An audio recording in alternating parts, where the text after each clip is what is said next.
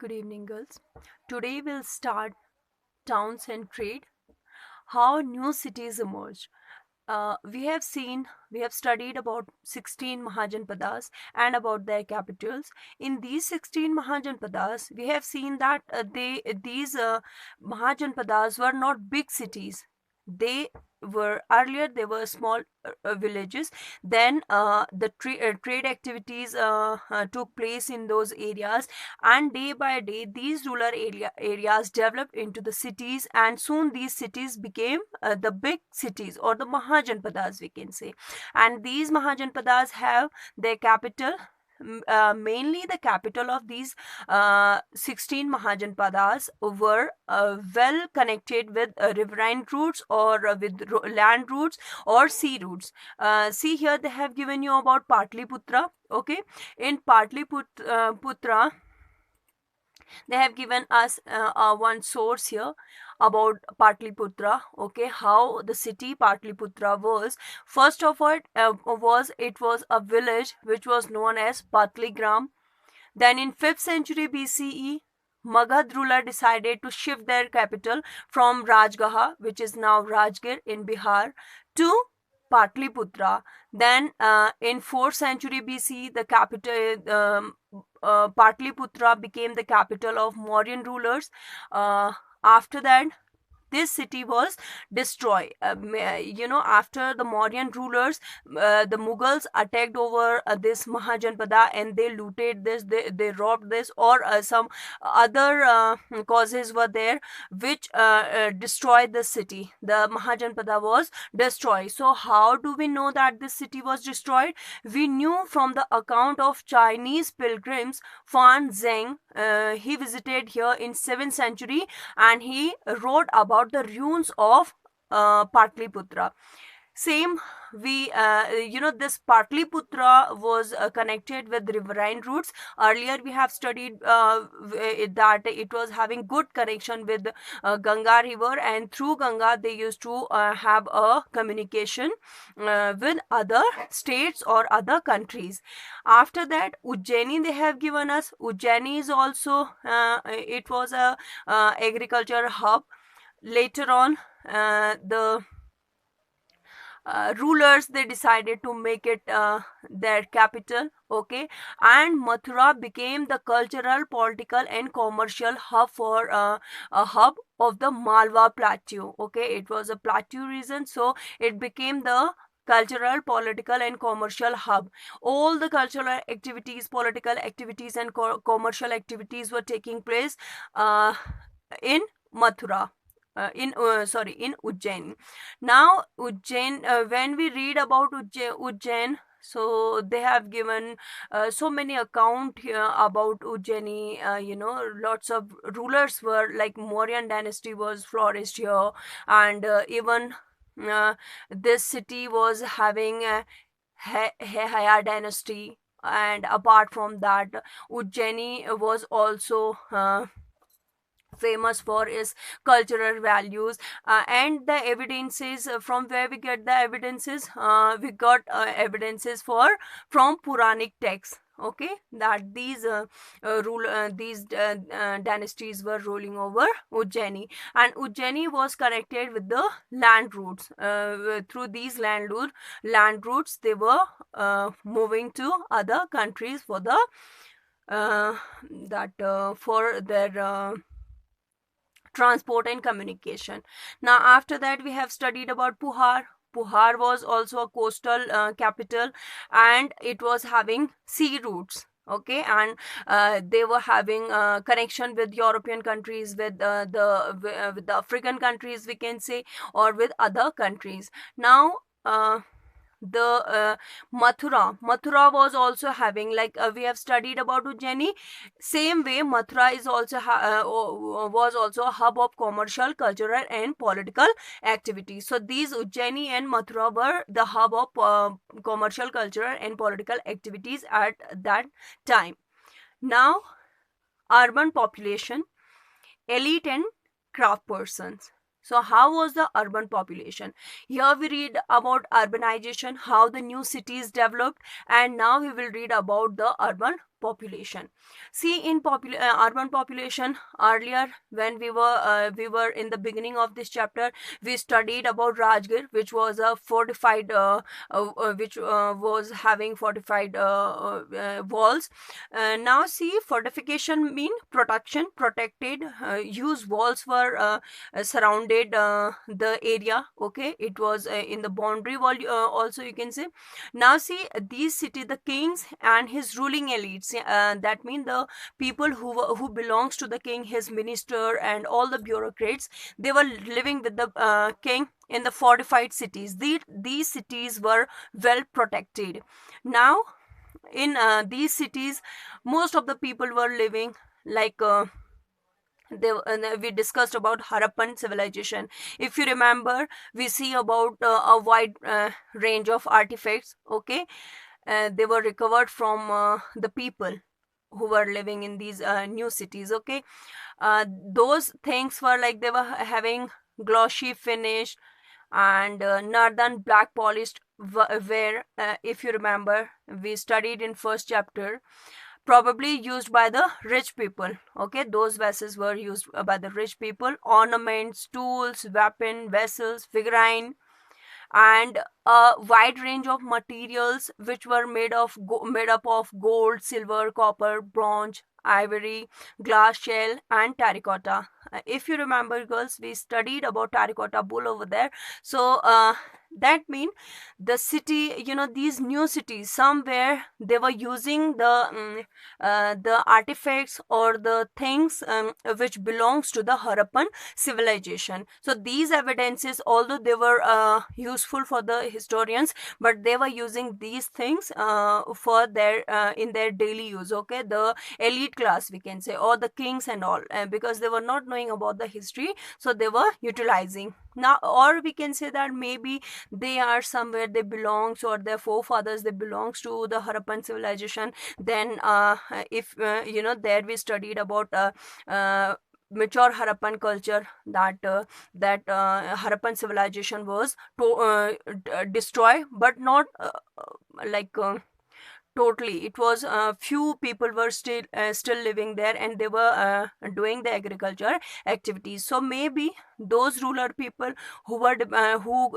doing the agriculture activities, they later on develop the new cities or new states. Okay, so it is how we can say, because they were using these things, the vessels, figurine, tools and shell, glass, ivory and all. Okay, here they have given you one image. See this image properly. You can see some people like these are figures. Okay, and one uh, uh, uh, posture. They have given you one posture of a sitting man or woman. Okay, and here they have written something. This is Prakrit inscription, as they have given here. Okay, the gift of an image. Okay, so this is a gift where they have mentioned few images. Okay, now what are these images? They are saying that these type of inscriptions. See this picture again. This inscription, it is showing figures. These figures are of some deities. Okay, so these are the deities, and this picture was given by a woman. Okay, the woman was her name was Nagapiya, and she was wife of Dharmaka.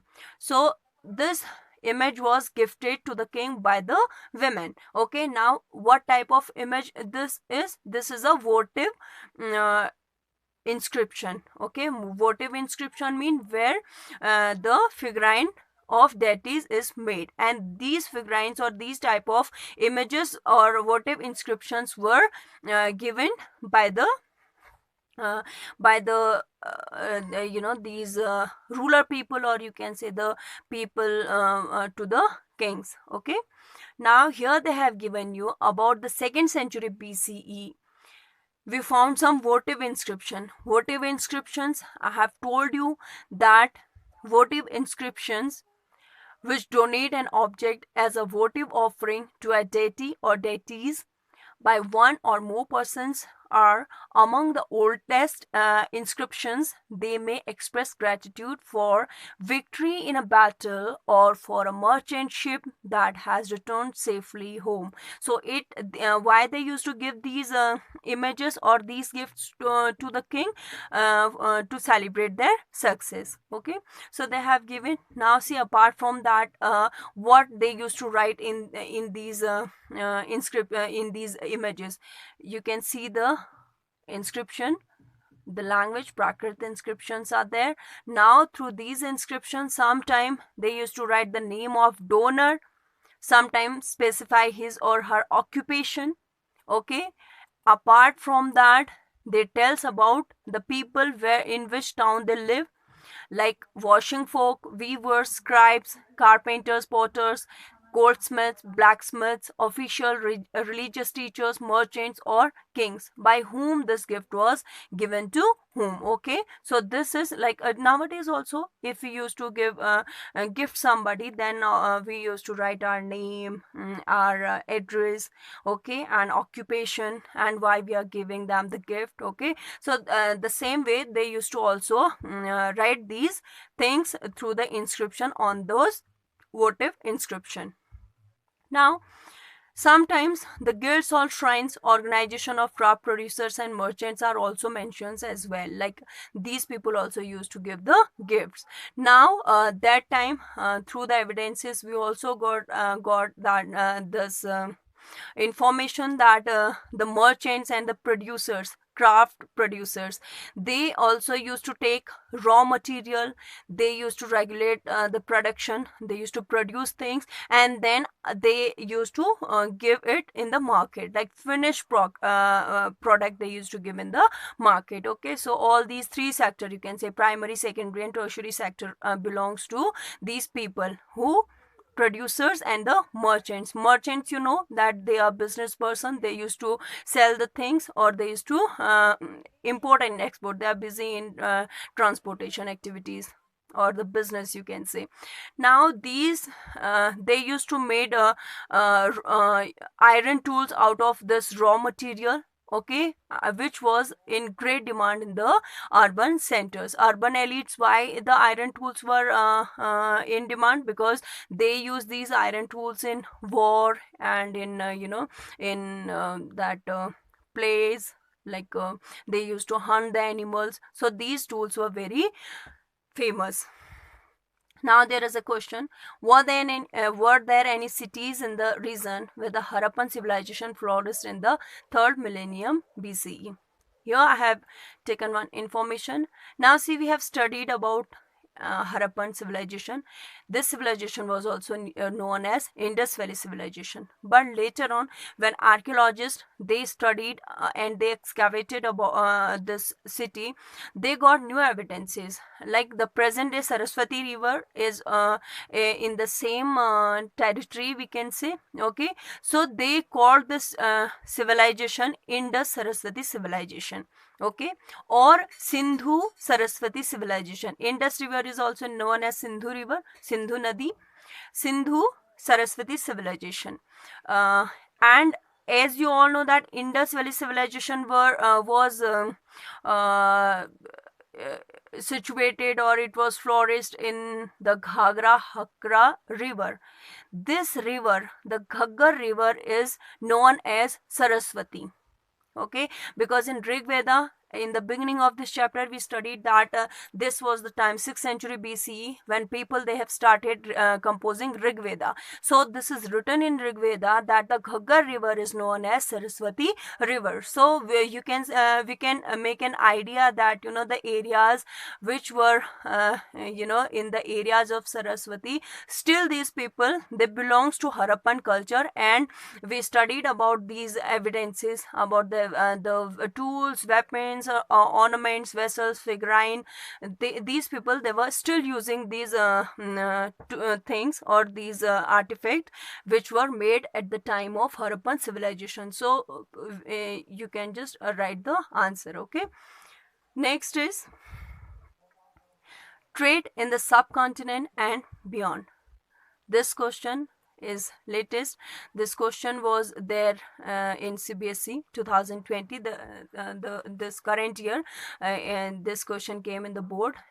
From the 6th century BC, land and river routes crisscrossed the subcontinent and extended in various directions. Now we will see the answer.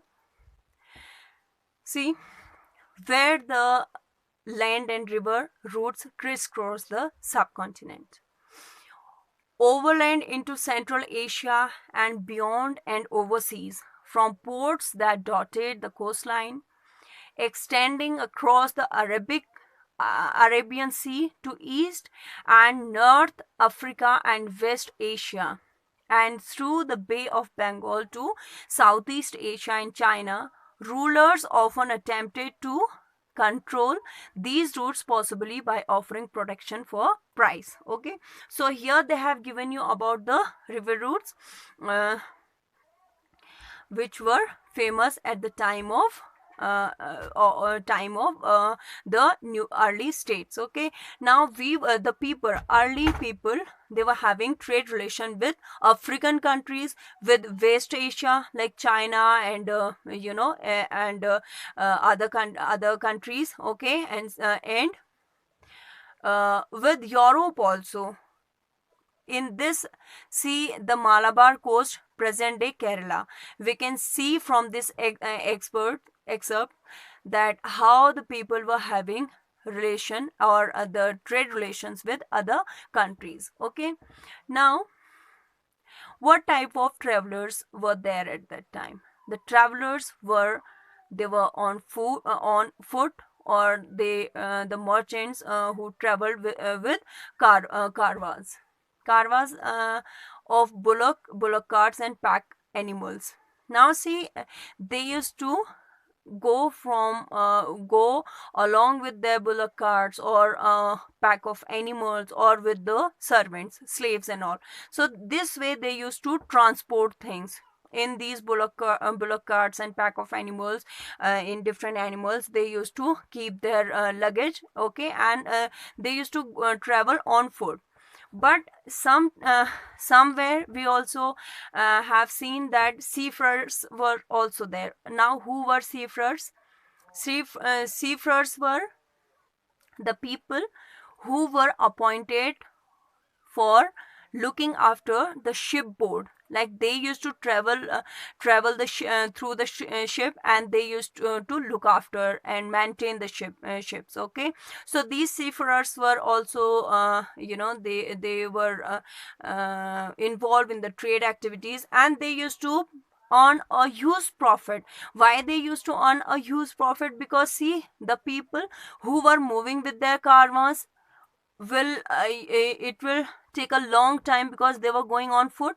But these people, they are going through the ship, so automatically they are, you can say, they were not earning a good profit as the seafarers were getting the huge profit, or the highly profitable class, you can say. And the merchant were also very successful, who were who were involved in this business. And apart from that, we have seen that Masattuvan in Tamil and Setis and Satavahas, these were the people, these were the caste, you can say. Okay, so they were highly rich people, you can say.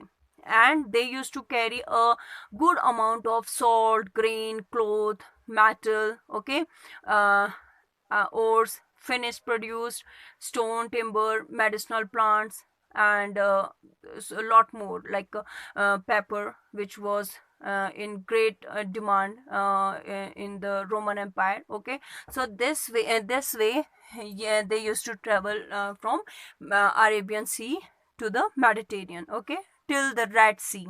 The whole, in the whole Roman Empire, they used to sell their goods. Okay, now here they have given you one excerpt. Okay, now they have written here periples of the Erythraean Sea. Now what does it mean? This is a account. Okay, who wrote this account? what was the account? The Periples of the Erythraean Sea. This work was written by Scoff in 1912. Okay, and this was published about the Erythraean Sea. Now you can see what does is Erythraean Sea, or what is the present name of the Erythraean Sea. Okay, so the scholars, they saw that, these people means the Arabian or the Indian, that the Indian, they used to transport or having their trade relation through the this Arabian Sea to the Roman Empire, and they used to cross the Erythraean Sea. Okay, now this sea is Red Sea, Erythraean Sea, written in the 1st century AD, as well as in some ancient map. The name of the sea refers to the whole area of the northwestern Indian Ocean, including the Arabian Sea. Okay. Now, what do you mean by Erythraean Sea, or which sea is known as Erythraean Sea? So the sea, Indian Ocean, and the Arabian Sea is known as the Erythraean Sea. Okay, so people, they used to come from Erythraean Sea to the Roman Empire. Okay, now what things they used to carry? These traders, they used to carry bulk of pepper.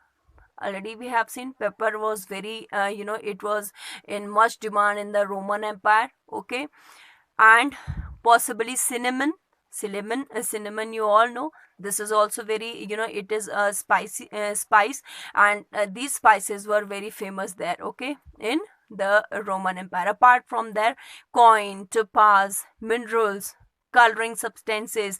Later on we studied about that indigo cultivation. The Britishers, they used to force the Indians to cultivate indigo. Okay, so you can see that coloring substance mean these substances were also in high demand in the these Roman countries. Okay, coral, crude glass, copper, tin, lead. So these things they used to export from this route. Okay, apart from that, pearls, ivory, silk, cloth, and stones like diamonds, sapphires, and tortoise shells were also in demand in the Roman Empire. Okay, so these things they used to export to the foreign countries. Now, bead making industry you have studied in the first chapter. So it was also they were also making precious stone. They were giving different shapes to the different shapes to these stones. So this the archaeological found the evidences in Tamil Nadu, Kodumanal, Tamil Nadu. Okay, so somewhere we can see that the people in 6th century 600 BCE, they were involved in such activities, and they were having a trade relation with the foreign countries as the Roman Empire. Why did the author compile this list? Why they have compiled this list? Just to make an idea that what things they used to sell in the foreign countries.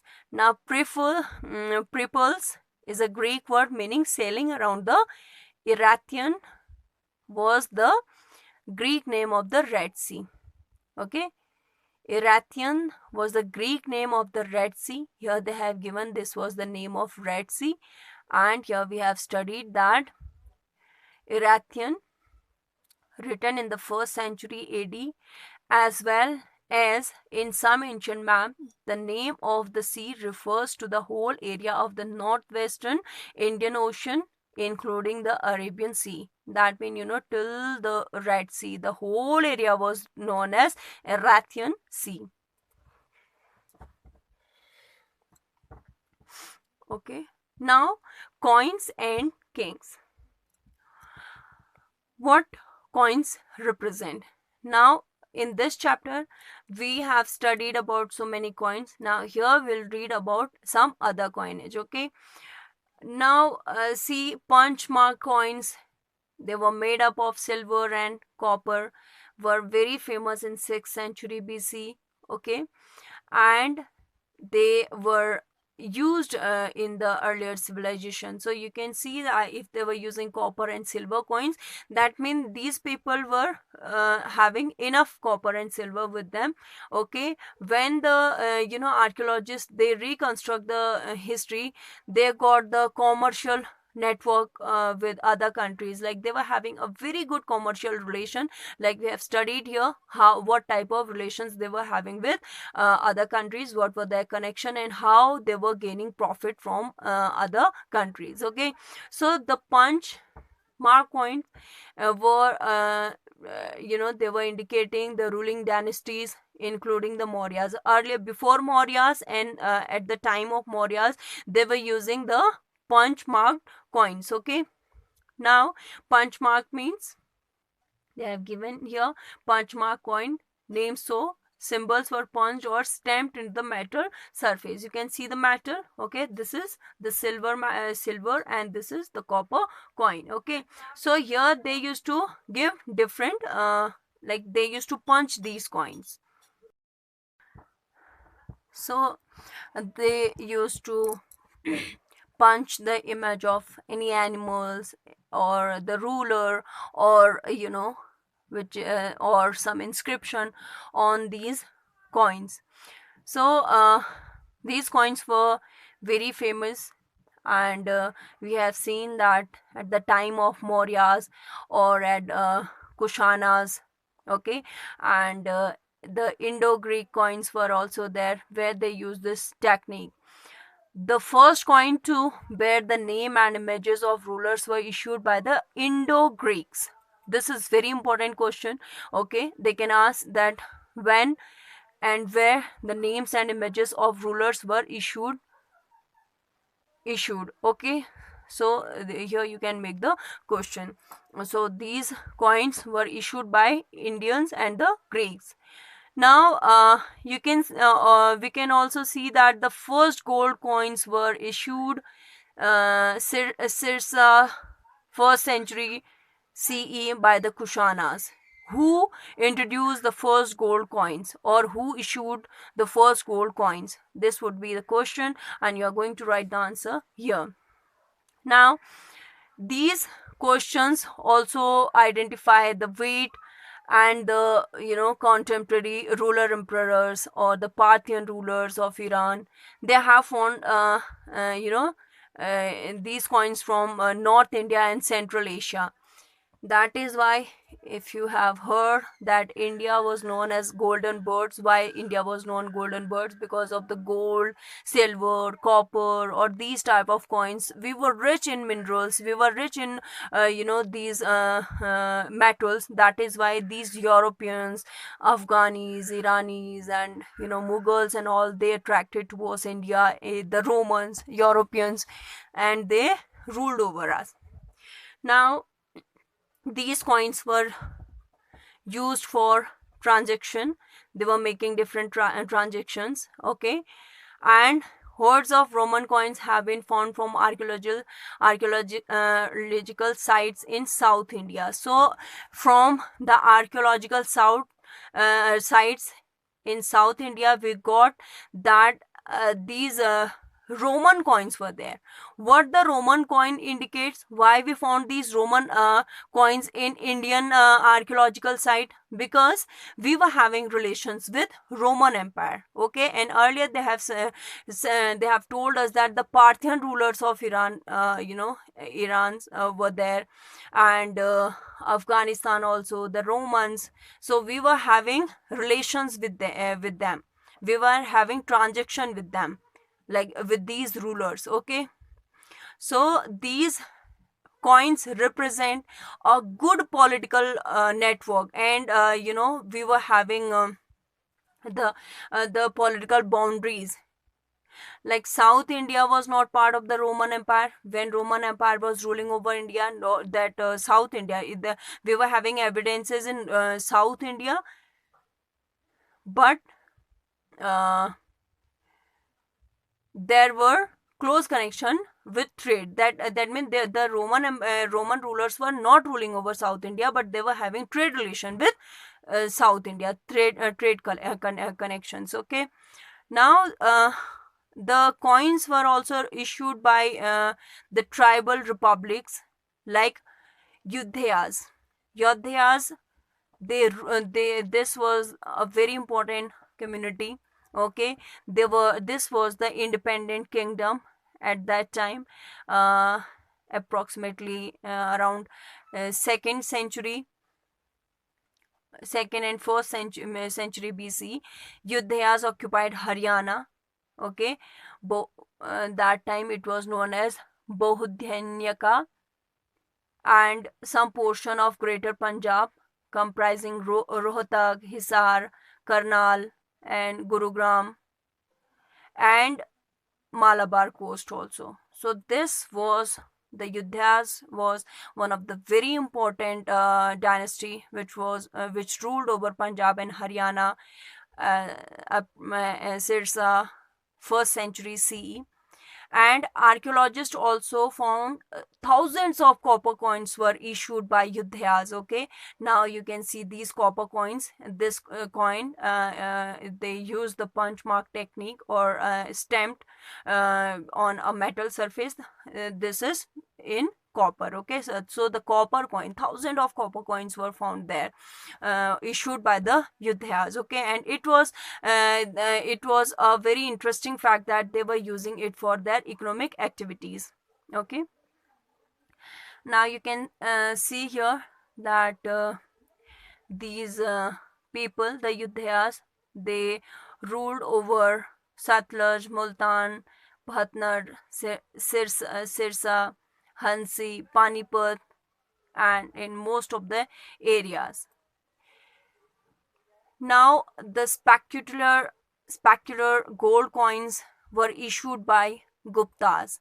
First gold coins were issued by, this is the question, you can answer in comment box, that who issued the first gold coins. And the most specular gold coins were issued by Gupta rulers. Now these the Gupta rulers, which coins they used, they were pure, they were using 24 karat gold in them. Okay, so these were the purest gold coins which were introduced by the Gupta rulers, and they were using these gold coins for long distance transaction. They were using it with foreign countries. They were having a good relation with foreign countries. Okay, now after that they have given us approximately 6th century CE. We found the gold coin tappers. Okay, which indicate that time what type of economic crisis were there. Now the historians, they suggested they were having divided issues. Like some suggest that the collapse of the Western Roman Empire long distance trade declined, and this effect affected the prosperity of the state, communities, and regions that had benefited from it. Like the collapse of Roman Empire benefited some other rulers. Okay, and other communities, the regional communities, as well as at the in a very long areas. But somewhere it also affected the prosperity of the state. Like the Romans, now earlier they were exporting things from India, but now their prosperity somewhere where it was affected. Okay, next suggest that new towns and networks of trade started emerging around this time. They also point out that through finds of coins of that time, our fewer coins continue to be mentioned in inscriptions and texts. Earlier we studied about gold coins. See, earlier we studied about gold coins, then silver coins or copper coins. These metals were very expensive. Gold was very expensive.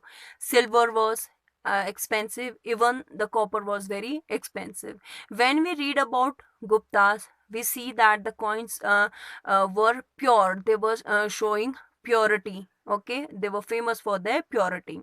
Now we see the silver coins and copper coins as well, but prosperity here, the question, what is the question? From Sirsa 6th century CE onwards, finds of gold coins taper off. Does this indicate that there was some kind of an economic crisis? Taper off mean the use of these coins became down. If you are prosperous, if you are rich enough, then you will use gold coins. But soon they were not using the gold coins, and the archaeologists, they couldn't find much gold coins after the 6th century, or around this time they couldn't found more gold coin. So one reason was the collapse of Western Empire, and the second reason was that the new trade started emerging, like different type of trade started. So people, they thought not to use gold coins because they were not that prosperous. Okay. And people,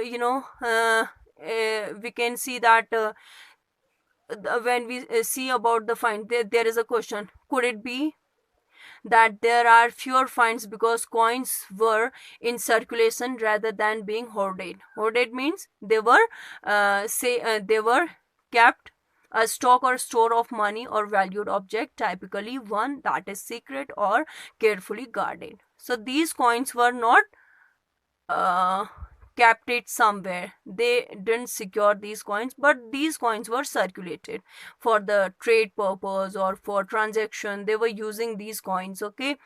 But why the use was became less? Because the due to the prosperity and due to the collapse of Roman Empire and emerging the new trades. Okay. Here you can see these are Gupta coins, these are Yudhaya's coins, and these were the coins where they used the punch mark technique. Now, what are the transactions involved in trade? Which of these transactions are apparent from the sources mentioned? Are there any that are not evident from the source? You can see that, uh, what are the transaction involved in trade? What was the transaction? They were transaction, the transaction was taking place for different values. Okay. Like they were using gold coins, silver coins, or copper coins. Okay. So this way you can answer this question. Next we'll do later.